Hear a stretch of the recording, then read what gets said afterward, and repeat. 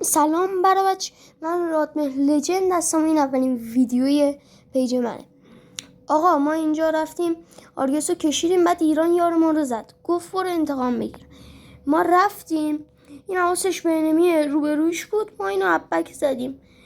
اینو ابک که زدیم، آقا من با همین آرگس اومدم اینجا اینو بزنم. تا من اینو بزنم شما یه لایک و ساب کنید. من اینجا آقا چند بار میستادم. خب اینجا هم بازم اینجا با اینکه این گرفتم نمیدونم این چجوری نخورد میستادم. اینجا دیگه خسته شدم، جامپ زدمش.